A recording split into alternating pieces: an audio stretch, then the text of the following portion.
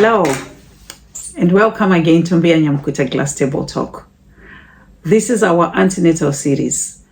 We are going to talk about the developments that happen in pregnancy, physiological developments, sometimes emotional, sometimes psychological. We are looking at a whole person. It's called holistic care that we are looking at. So we are going to talk about everything about the mother and the baby that she's carrying. We will be breaking this down into trimesters.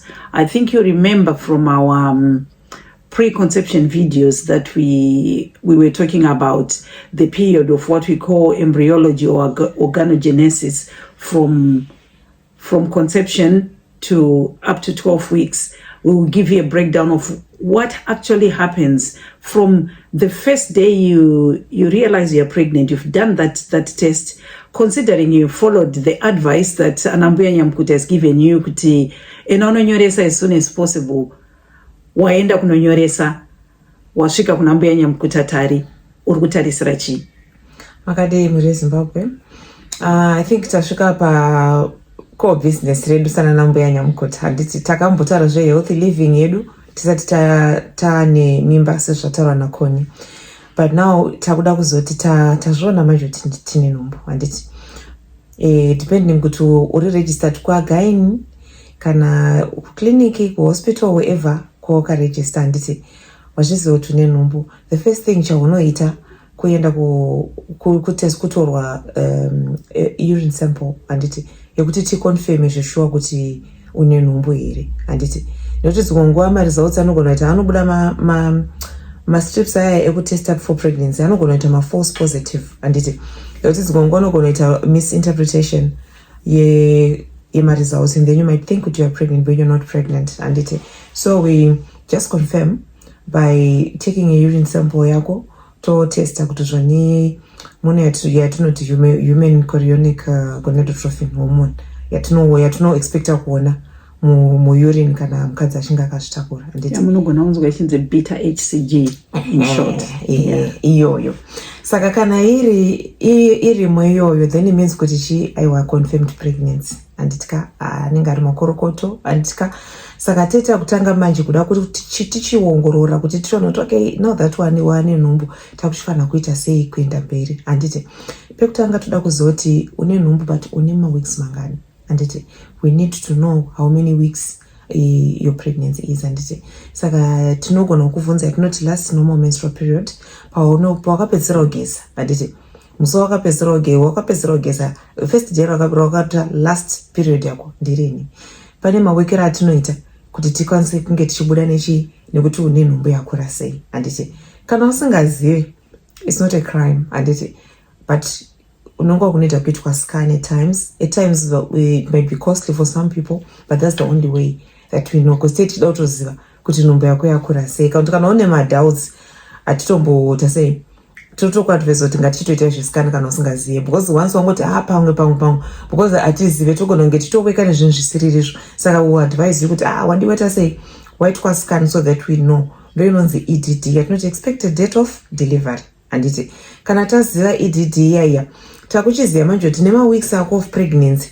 wakufanira kunge uchiuya kangani kusikero kuya kana kuti zvinhu zvatakufanira kunge tichikupa kana kuti pane mumwe mushonga inofanira kunge ichipiwa inotangira pama-weeks akati kana kuti hausati wasvika pama-weeks akati. For example, pane mwana unogara kuma-areas ari malaria areas. Handiti vanopiwa aprophylaxis ye-malaria treatment. Handitika because munhu anenge ari pregnant takataura pepe tikati ane lowered immunity. Handiti saka kana munhu akaafectwa nemalaria in pregnancy is pretty bad and it might result in loss of life yaamai zvese nemwana. Saka we want to prevent those people from contracting malaria. Handiti saka tinovapa prophylaxis depending on ma-weeks avo. Ma-periods ese atinopa during pregnancy anenge ari dependent on ma-weeks anenge ane munhu iyeye. Handiti so it's very important, right? Tadaro tichazoda kuona kuti mwana iyeye ari alive here, ari kufema zvakanaka here. Handiti kana zvichinzwika tinogona kuteerera mwana iyeye, kana zvisinganzwike tinogona kuita scan kuti ticonfirm kuti mwana iyeye ari viable here kana kuti mwana iyeye mupenyu here. Handiti vamwe vanogona kuzoita ma-further tests ekuone kunzi mwana iye ane ma-abnormalities ainawo here, kuone kunzi ane mwana haana zvakaita ngana Down syndrome here, zvirwere zvakangowanda-wanda. Handiti zvese izvozvo zvinogona kuonekwa through mascan. Handiti I'll hand over to Connie kuti ataure nezvenyaya yemabloods anoitwa, because ndo patinotorawo futi mabloods ekuti tiongorore kuti zvinhu zvese zviri right here. Tisati tasvika pamabloods tichacheka general condition yamai. Tinoita head to toe check yekumeka sure kuti mai vari healthy here. You can tell munhu anenge ari asikuratidzika zvakanaka. Tichatora height yamai, tichabvunza weight yamai, tinotoweya ndosaka kuchinzi kuscale, because we will weigh you every time you come kuscale. Tichatesta weight tiri kuitesta for zvabotaurwa naTari kuti positive pregnancy test, as well as kutarisa zvinhu zvinenge ana protein ana glucose muurine imomo. And kazhinji kacho tinosenda yatinoti midstream sample of urine rule out or confirm kuti pane ma-infections here. After that tichozogara pasi totaura nanyaya yemabloods. You need what is called counseling kuti tokuudza kuti mabloods api atinocheka in pregnancy and why we are doing them. The most common ones are what we call a full blood count. Let me be very specific about what a full blood count is. A full blood count is not the way most people perceive what a full blood count is. A full blood count, there is really related to the hemoglobinopathies and hemoglobin part of the bloods, like my iron levels, my neutrophils, my platelets. Haitarise zvimwe zvirwere zvese. Ndinoona hangu pane misconception ikako kekuti munhu anotaura kuti ini ndakateswa ndakaitwa full blood count. That's a misconception. Let's educate ourselves on that.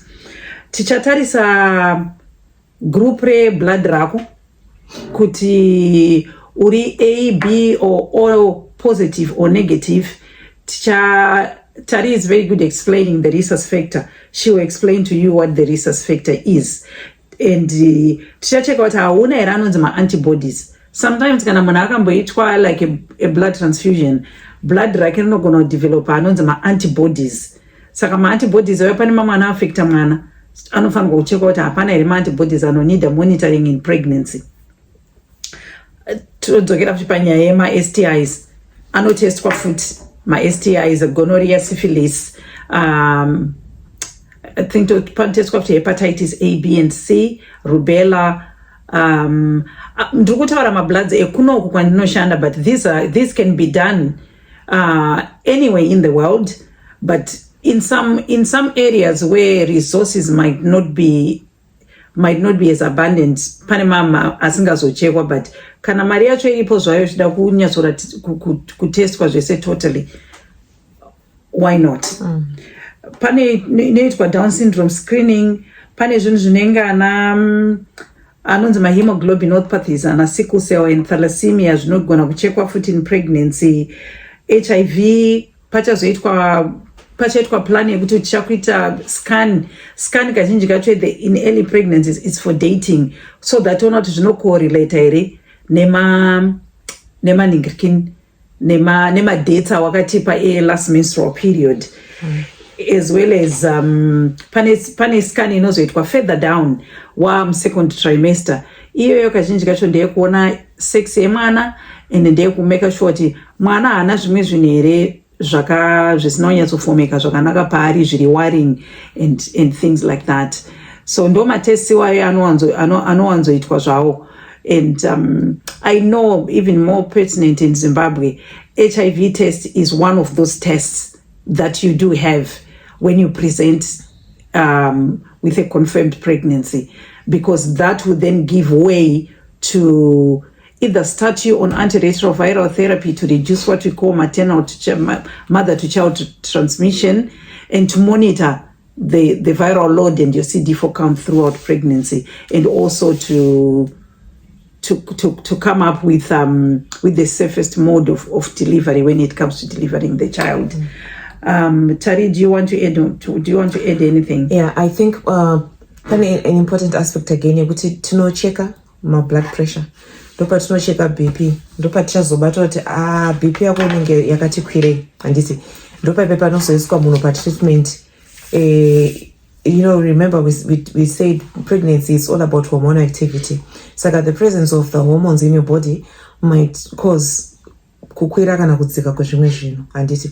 Saka tinocheka BP, tinocheka temperature inogona kutrackidza a sign of infection, pulse rate inogona kutrackidza futi a sign of infection. Saka we check all those things kuti tione kuti zvone zvinhu zvese well-being yamai iri right here handiti. And then I wanted to touch on resus incompatibility zvataura nakoni kuti ropa rako iwewe nemwana zvinogona kurovana handiti. Yatiri kuti incompatibility kuti iwewe unogona kungori a different blood group handiti neblood group remwana handiti. Mwana wako haaffecteka wakatakura, but the next child wauchatakura iwewe anoaffecteka because if you don't get an injection yatinoti anti-D injection yekuprotecta the next pregnancy yauchaita, yekuti panenge pasaitike that incompatibility, pakaitika incompatibility iyoyo futi pa next pregnancy, then it means kuti body yako inoregister mwana as a foreign body handiti. Saka inobva yadestroya mwana. That's why you find kuti pane mumwe munhu kuti anoita mwana one handiti, and then the next pregnancies ese anenge achinoita miscarriage. That is one of the reasons zvinenge zvichikonzeresa. Hakuna kuti pane munhu muroora zvaakaita kana kuti chii, asi you need to look into some of those things kuti akanyoresa. Pane vamwe kuti anongouya muleba nhumbu yake atokura, haana kuitwa mabloods zvese, haana kuitwa kutongozvara mwana. Hazvizomboitwa izvozvo because zvinenge zvatongoita sei tandake tatosvika pekutoti mwana akutozvarwa handiti. But pa next pregnancy munhu iyeye anogona kuaffecteka because nhumbu dzake dzinenge dzichingobva handiti. Saka ndo zvakakoshera kukurumidza dzinogona kusabva, anogona kubara vana vaive, but because of that incompatibility vana vanogona kuramba vachifa manje. Exactly. Wozonzwa zvavabate vana muroora ane zvekumusha kwavo zviri kumudyira vana, pamwe hapana kana chekumusha kwavo chiri kumudyira vana. It's something medical that just needs to be corrected. Yeah, true. Yeah. And tiri ipapo futi tichitarisa nyaya not on the resus incompatibility, but family history is something that we look at panouya vanhu kuzonyoresa kutaura kuti mufamily menyu hamuna zvirwere zvemwoyo here, because kana iwewe tomboti iwe amai kana baba ende kana chibvunza zvirwere zvemwoyo tobvunza kuna amai nekuna baba, because kana first degree relative amai kana baba vaine chirwere chemwoyo, there is a higher chance yekuti mwana uyu anogona kuzvarwa futi aine chirwere chemwoyo. Tinobvunza futi about zvirwere zvaana high blood pressure, hakuna here respiratory diseases, kubvunza kuti wakambopuwa here blood transfusion, pane zvaunoziva here about any gynae problems dzawakaita, une allergies akaita sei, wotaura ipapo ndine allergy yakati, ndikapuwa penicillin ndogona kudai. Tokubvunza your lifestyle, unosmoka here, unomwa doro here, which we would normally advise to stop smoking and stop drinking alcohol in pregnancy.